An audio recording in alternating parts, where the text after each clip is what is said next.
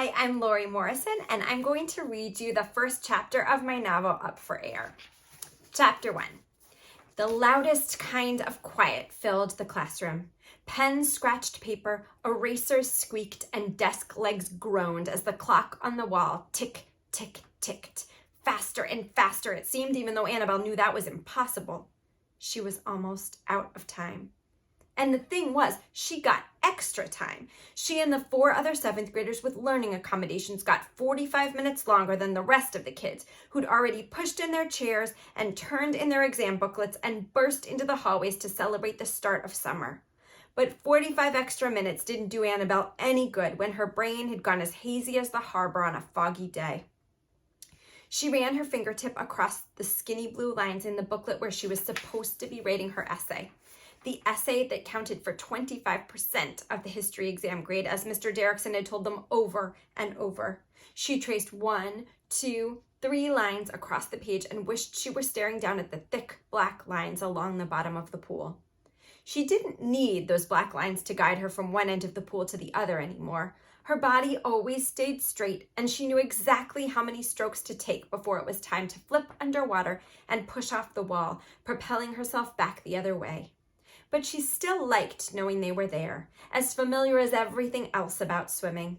The glint of sunlight on the pool's pale blue surface, the mingled scents of sunscreen, chlorine, and greasy snack bar food, the splash of diving in, and the cool welcome of the water. The learning specialist, Ms. Ames, put her hand on Annabelle's wrist. "Just write down anything you remember, okay?" she whispered, "like we talked about. That way, Mr. Derrickson can give you credit for what you know." So Annabelle took 3 deep breaths, the way she always did before a race, and tried to tune out the clock's echoing tick and the other kids' frantic writing.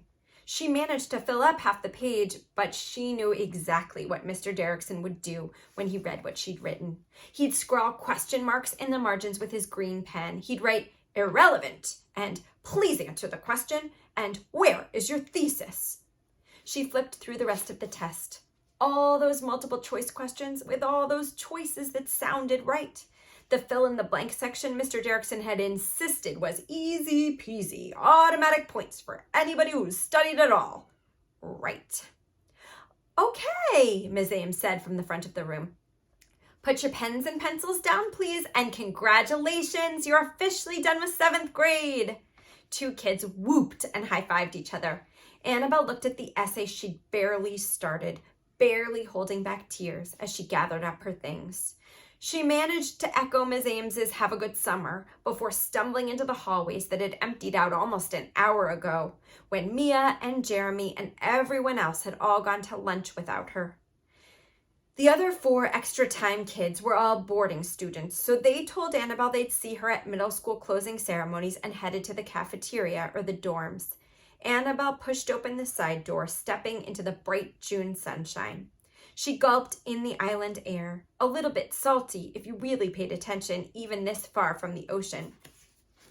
It was over anyway.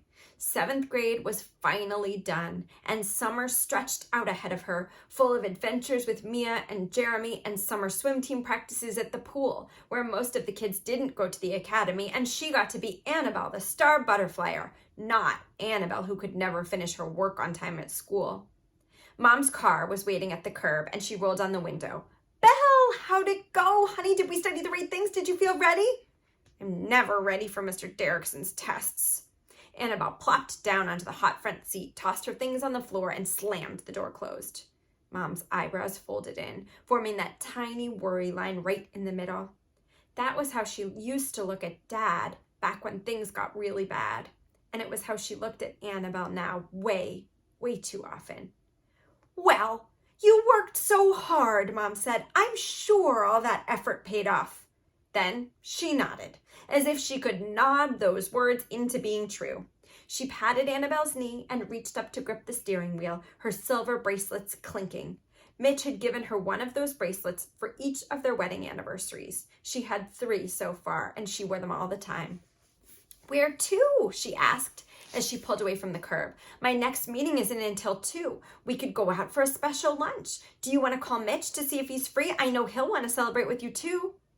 Annabelle watched out the window as they drove along the school's winding driveway, past dorms and fields and high school kids who sat on the grass, laughing as they signed each other's yearbooks, past the gray shingled office where they'd come for her admissions interview 2 years ago, the summer before 6th grade, when she and Mom and Mitch had first moved to Gray Island.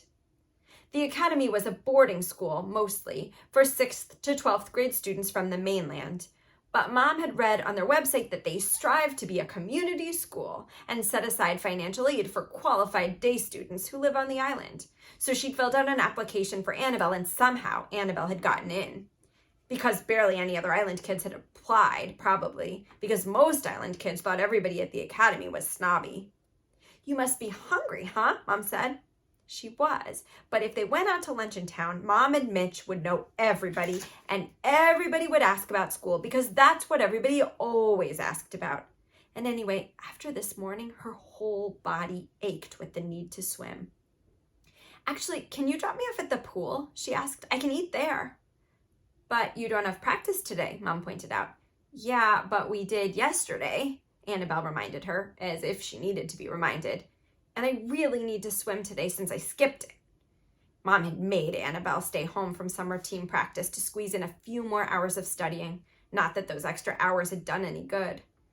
Mom sighed, and Annabelle sort of wished Mitch had been the one to pick her up.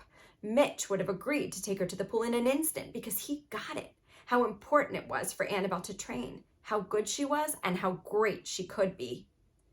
"You probably have lots of work anyway, right?" Annabelle said. "With all the summer people wanting you to plan all their parties, could we do takeout from Lombardi's tonight instead? I'm in a gnocchi mood." Mom hesitated at the stop sign, but she turned left instead of right, toward the pool instead of back to town.